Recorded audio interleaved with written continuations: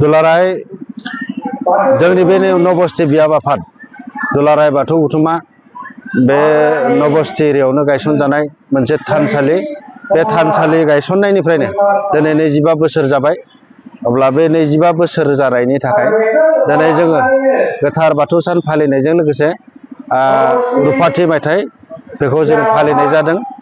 जोबोद गाजा गोमजायै जों सानथामनि हाबाफारि लानानै फालिनाय जादों। बेयो जोंनिया 26 जानुवारिनिफ्राय जादों। 26, 27 आरो दिनै 28 बे जोबथा हाबाफारि बे सानथामनि हाबाफारिजों बे फालिथाया सोलिबाय थादों। बेयाव जोंहा उन्दै उन्दै फरायसा बिथांमोनखौ लानानै माखासे रनसाय बादायलायनाय, सावगारि बोनाय बादायलायनाय बे मोनसे हाबाफारिखौ लाबोदों। आरो लोगोसे जोङो आरज मेथाइ बादायलायनाय बे हाबाफारिखौबो लाबोदों। आरो बेनि उनाव गोदान मेथाइ मोसानाय बे हाबाफारिखौबो लानानै जोङो सानथामा जोङो गिबि हाबाफारिखौ जोङो बिदिहाय बारहोदों। बेनि उनाव नैथि हाबाफारि हिसाबै 27 जानुवारि खालाराव जोङो मोनसे सावरायमेल लादों।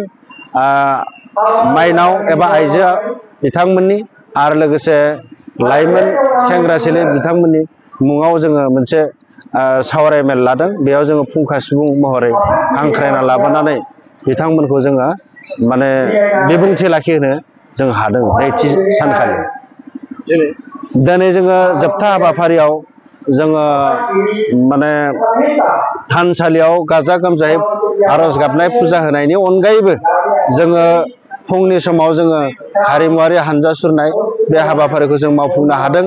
बेनि उनाव जोङो जोबथा दिनैनि समाव जोङो गेवलां मेल मोनसे खुंनानै जोङो रायजो राजाखौ जोङो मोनसे माननि माखासे आलासिफोर लिंबोना लाना फैनानै जोङो माने बिबुंथि लाखिहोदों। रायजो राजाफोरनि सिगाङाव जोङो मोजां मोनसे बिबुंथिखौ लाखिनो हादों। बेनिफ्राय जोंहा दिनैनि मोनसे जोबथा हाबाफारि मोनसे दंबावो। बे मोनाबिलि समाव जोङो माने देंखोगिरि बिथां उषाराणि ब्रह्मखौ लिंना लाबोनानै माखासे जों हारिमुआरि माने दिन्थिफुंनाय बेखौबो जोङो मावफुंनो थांगासिनो दं। गिबियावनो आङो बयनिसिमबो देग्लाय बोसोरनि गोथार बाथौ साननि थाखाय सानाव आं बयनिसिमबो आंनि खुलुमनायखौ बावहरग्रोबाय।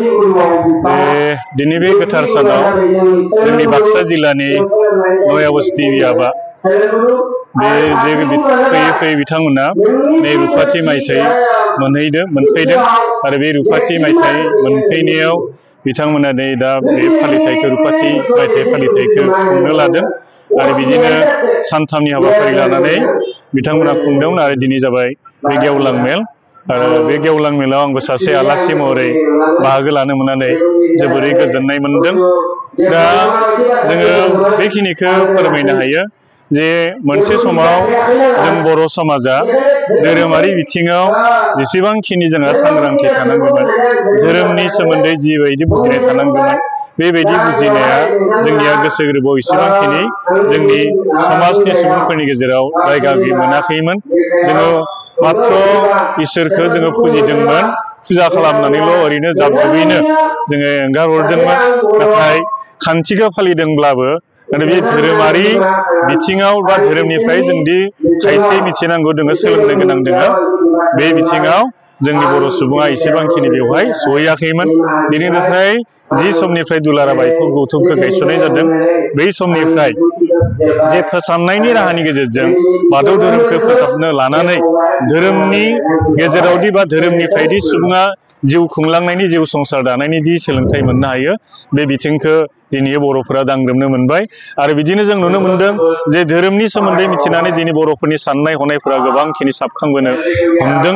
आरो गोसोआ संस्कार जानानै, गोसोआ सोदांनानै दिनै जोंनि बाहायथि जिउफोरावबो बांसिन सोद्रोमनिख्रुइ सोद्रोमसिन जानायखौ जोङो मोननो हादों। बेखायनो जोंनि समाजावदि धोरोमा गोनांथार। आरो बे धोरोमखौदि जोङो जोंनि बर'नि गेजेराव जोंनि गुबै धोरोम, बर'नि असे धोरोम, आरो बे असे धोरोमावदि जोङो सुबुंनो जिउ खुंनायनि, संसार जानायनि, दि गोजोननि, सुखु गोनांनि जियाव सान्थौ दोङो, बेयावदि आध्यात्मिक बिथिंनि खोथा दोङो, बे माखासेखौ जों सुबुंफोरनि गेजेराव गायसननांगोन, सुबुंफोरनो मिथिहोनांगोन।